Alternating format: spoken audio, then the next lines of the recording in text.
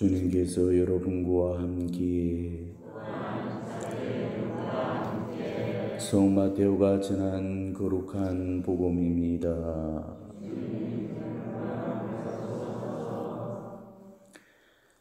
그때 예수님께서 제자들에게 말씀하셨다. 너희는 세상의 소금이다. 그러나 소금이 제 맛을 잃으면 무엇으로 다시 자기 할 수 있겠느냐? 아무 쓸모가 없으니 밖에 버려져 사람들에게 짓밟힐 따름이다. 너희는 세상의 빛이다. 산 위에 자리 잡은 고을은 감춰질 수 없다. 등불은 켜서 함지 속이 아니라 등경 위에 놓는다. 그렇게 하여 집안에 있는 모든 사람을 비춘다. 이와 같이 너희의 빛이 사람들 앞을 비추어 그들이 너희의 착한 행실을 보고 하늘에 계신 너희 아버지를 찬양하게 하여라. 주님의 말씀입니다.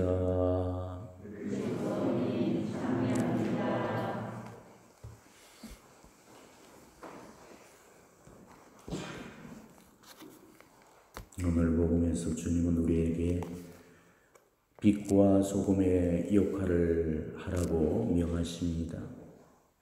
우리 그리스도인들의 그 사명을 함축시켜 놓은 그 상징이 바로 빛이고 소금입니다. 자, 그렇다면 왜 하필이면은 그리스도인들이 빛과 소금이 되어야 될까?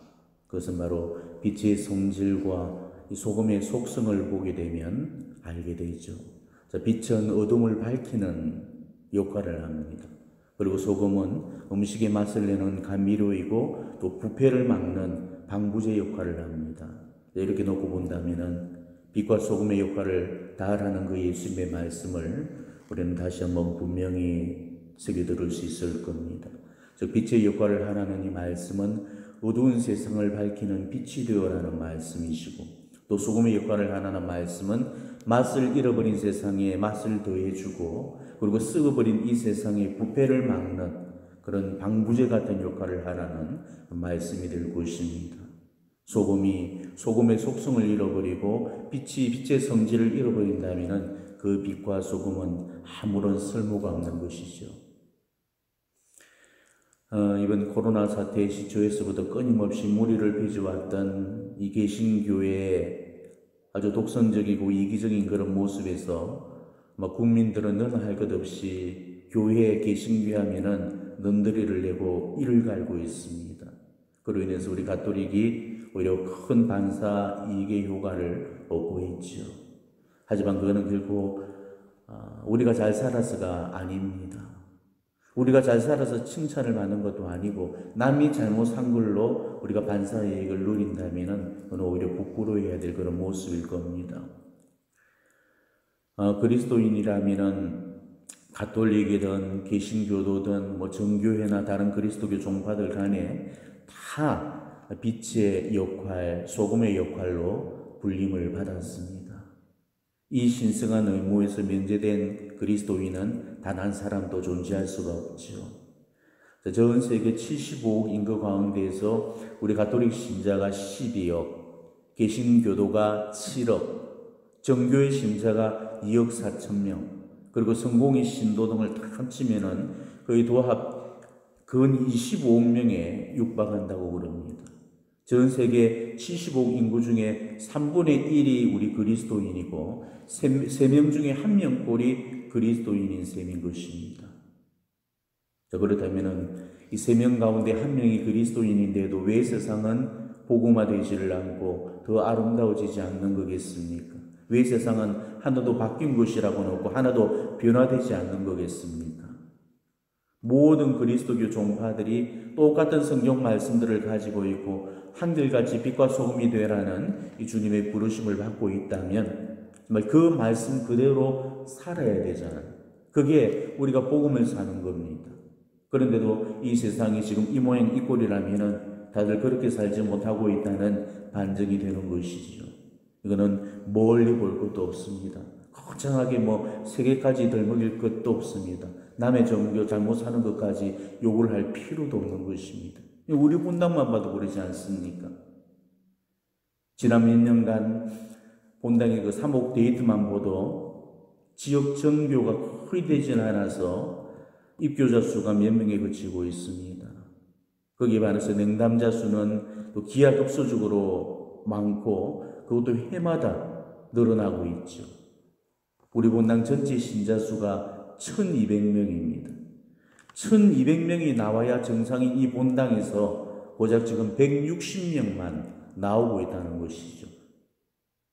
왜 이런 어처구니 없는 결과가 나왔을까?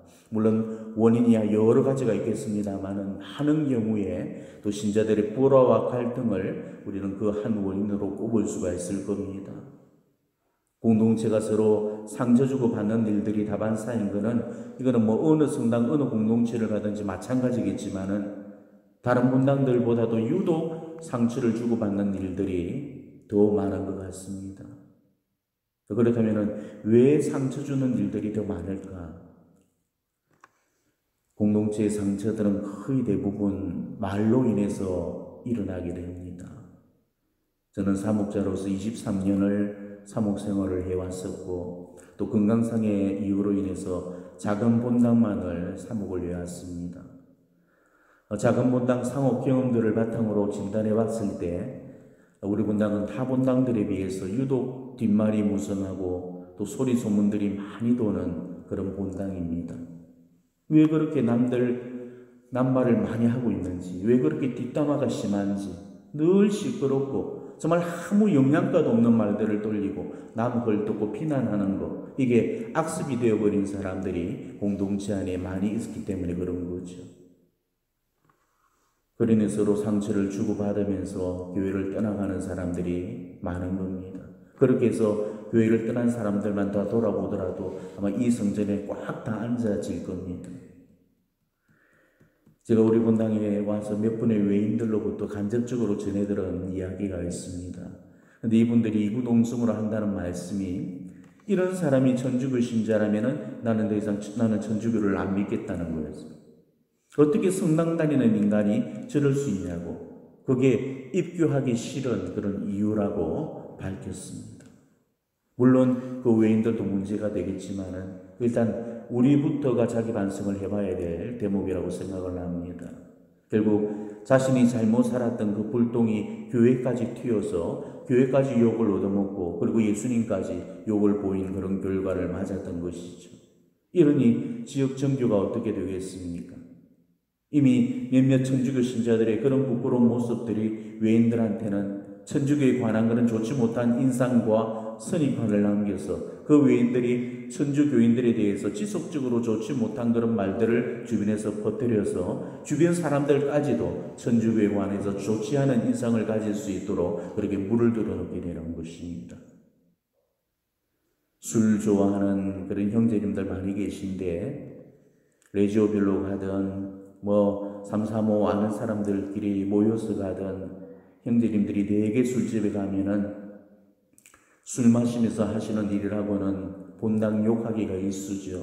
본당 신부 헐뜯고 사목회장 헐뜯고 레지오 단장 헐뜯고 누구 헐뜯고 안주 삼아 이렇게 질겅질겅 씹어 제끼고 그러다 보면은 술에 취해서 이 언성이 높아지면서 바깥 사람들 귀에까지 우리 대화 내용들이 고스란히 흘러 들어가게 됩니다.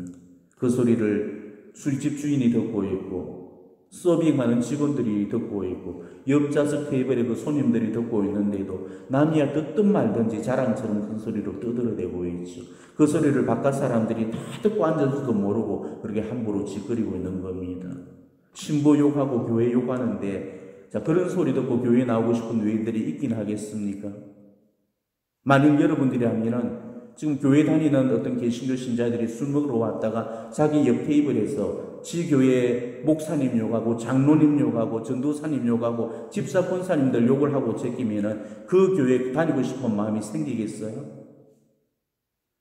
그러니 그게 전교에 어떤 영향을 입히고 있는지도 모르고 함부로 짓거리고 있는 것입니다. 결국 자기의 분별력 없는 그런 행동 하나가 영혼구령을 못하도록 막는 그런 치명적인 결과를 불러오게 된다는 것이죠.